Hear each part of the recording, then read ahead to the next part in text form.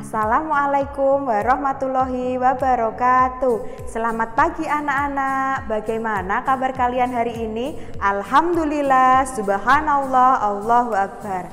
Nah, semoga Allah selalu memberikan kesehatan untuk kita semua ya. Amin amin ya robbal alamin.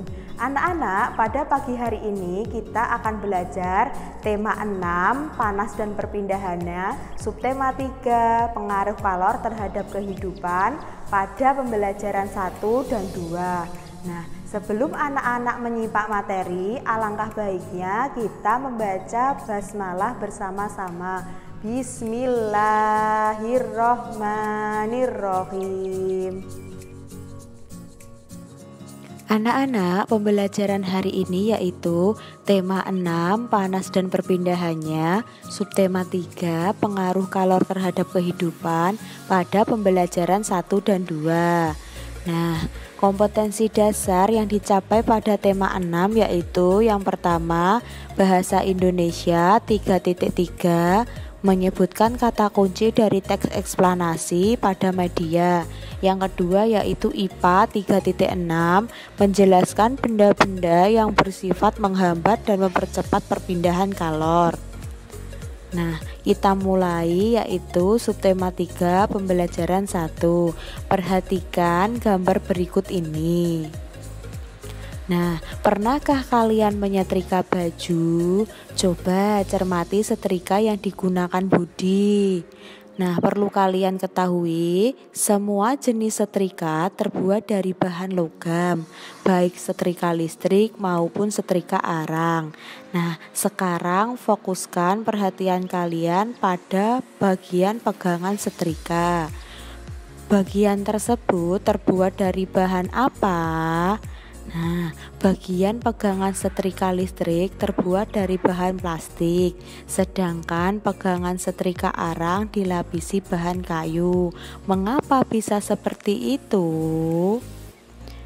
Nah, dengan pegangan baik dari plastik ataupun kayu, panas yang dihasilkan setrika tidak merambat ke tangan.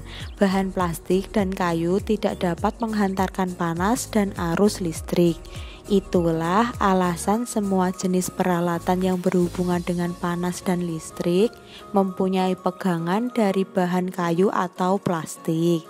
Coba perhatikan peralatan dapur dan peralatan listrik yang ada di rumah kalian masing-masing. Contohnya seperti pegangan panci, tutup panci, sendok sayur spatula, hair dryer, hingga solder menggunakan bahan yang tidak menghantarkan panas. Dengan bahan-bahan tersebut, berbagai peralatan dapur dan listrik tidak membahayakan bagi penggunanya. Nah, selanjutnya yaitu A. Informasi penting dalam bacaan. Bacaan menurut informasi penting. Informasi penting dalam bacaan dapat ditentukan dengan kata kunci atau keyword. Kata kunci tersebut dapat digunakan untuk menentukan pokok pikiran setiap paragraf dalam bacaan. Selanjutnya, informasi penting merupakan inti masalah yang dibahas dalam bacaan.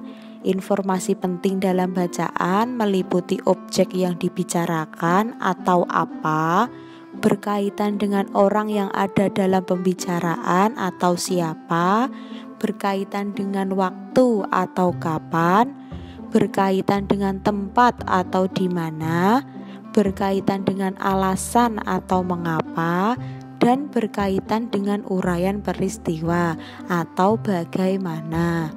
Nah, selanjutnya anak-anak bacalah teks berikut ini.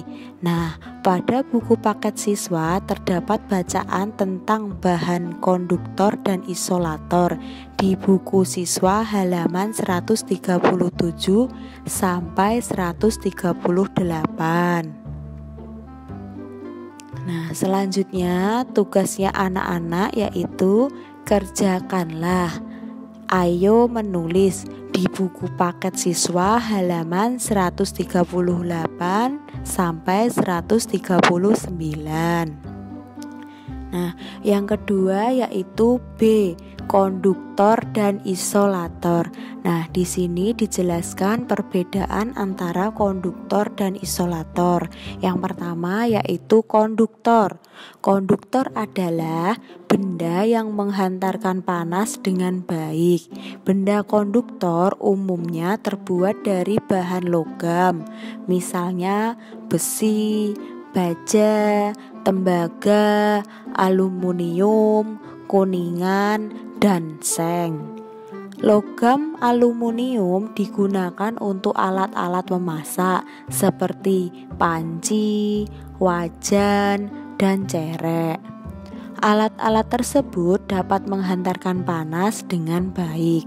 Nah, selanjutnya yaitu isolator. Isolator adalah benda yang tidak dapat menghantarkan panas. Benda isolator umumnya terbuat dari bahan logam seperti karet, plastik, ebonit, kayu kering, dan kain kering. Kayu dan plastik digunakan untuk membuat pegangan atau gagang pada wajan, panci, sodet, dan setrika. Nah, anak-anak, selanjutnya yaitu subtema 3 pada pembelajaran 2. Nah, yang pertama yaitu A, benda yang memanfaatkan bahan konduktor dan isolator. Nah, anak-anak, pada pembelajaran ini kalian akan membaca beberapa teks yang memuat benda berbahan konduktor dan isolator. Berdasarkan bacaan tersebut, kalian dapat menentukan ide pokok dan isi paragraf. Masih ingatkah kalian cara menentukan ide pokok dalam setiap paragraf? Nah, selanjutnya yaitu kalian membaca buku paket siswa halaman 146. Di situ ada bacaan yang berjudul Sejarah Termos. Selanjutnya yaitu tugasnya kerjakanlah latihan soal pada halaman 147 sampai 148, nomor 1 sampai 4. Nah, selanjutnya yang kedua yaitu B, penggunaan bahan konduktor dan isolator. Yang pertama yaitu peralatan memasak. Peralatan memasak terbuat dari bahan konduktor dan isolator. Contohnya wajan, panci, dan cerek. Bahan konduktor yang sering digunakan adalah aluminium. Aluminium termasuk penghantar panas yang baik. Oleh karena itu, panas yang dihantarkannya akan cepat mematangkan masakan. Bagian pegangan alat-alat memasak biasanya dilapisi plastik atau kayu. Plastik dan kayu merupakan isolator atau berguna untuk menahan panas. Jadi, tangan kita tidak kepanasan saat mengangkat alat-alat masak tersebut dari kompor. Pegangan alat-alat memasak ada pula yang terbuat dari konduktor. Selesai memasak, pegangan alat-alat tersebut diangkat dari kompor menggunakan kain. Kain juga termasuk isolator. Dengan demikian, panas tidak mengenai tangan. Selanjutnya yaitu yang kedua, termos. Termos berguna untuk menyimpan air panas. Air tersebut akan tetap panas meskipun disimpan selama beberapa waktu. Fungsi termos seperti sebuah bendungan. Termos membendung dan menahan aliran panas. Panas dari dalam termos tidak dapat mengalir keluar. Panas dari luar pun tidak dapat masuk ke dalam termos. Dengan demikian, termos dapat berfungsi sebagai isolator panas. Dinding termos terbuat dari 2 lapisan kaca. Di antaranya, kedua lapisan tersebut terdapat ruang hampa, udara atau vakum.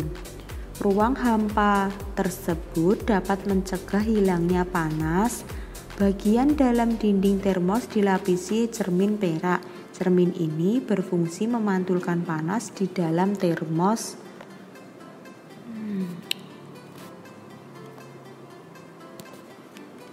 Selanjutnya yaitu yang kedua, termos. Termos berguna untuk menyimpan air panas. Air tersebut akan tetap panas meskipun disimpan selama beberapa waktu. Fungsi termos seperti sebuah bendungan. Termos membendung dan menahan aliran panas. Panas dari dalam termos tidak dapat mengalir keluar. Panas dari luar pun tidak dapat masuk ke dalam termos. Dengan demikian, termos dapat berfungsi sebagai isolator panas. Dinding termos terbuat dari 2 lapisan kaca. Di antaranya, kedua lapisan terdapat ruang hampa udara atau vakum. Ruang hampa tersebut dapat mencegah hilangnya panas. Bagian dalam dinding termos dilapisi cermin perak. Cermin ini berfungsi memantulkan panas di dalam termos. Cara ini dapat mengurangi adanya perpindahan panas. Yang terakhir yaitu yang ketiga, baju. Apa yang kalian lakukan saat udara terasa dingin? Nah, salah satunya yaitu dengan memakai baju hangat. Contohnya jaket dan sweater. Baju hangat merupakan isolator panas. Baju hangat dapat mencegah panas tubuh mengalir keluar. Dengan begitu, tubuh menjadi hangat dan tidak kedinginan. Selanjutnya yaitu yang terakhir, baju. Apa yang kalian lakukan saat udara terasa dingin? Salah satunya dengan memakai baju hangat. Contohnya yaitu jaket dan sweater. Baju hangat merupakan isolator panas. Baju hangat dapat mencegah panas tubuh mengalir keluar. Dengan begitu, tubuh menjadi hangat dan tidak kedinginan. Nah, yang terakhir yaitu kesimpulan dari pembelajaran 1 dan 2, yaitu tidak semua jenis bahan dapat menghantarkan arus listrik dengan baik. Ada bahan yang dapat menghantarkan panas dengan baik. Ada pula bahan yang sangat buruk menghantarkan panas. Bahan-bahan yang sangat baik daya hantarnya disebut konduktor, sedangkan yang sangat buruk daya hantarnya disebut isolator. Semoga bermanfaat bagi kalian semua ya. Kemudian anak-anak harus tetap semangat. Jangan lupa selalu menjaga kesehatan dengan cara memakai masker, mencuci tangan, dan menjaga jarak, agar kita terhindar dari penyakit apapun. Amin amin ya robbal alamin. Sekian, wassalamualaikum warahmatullahi wabarakatuh.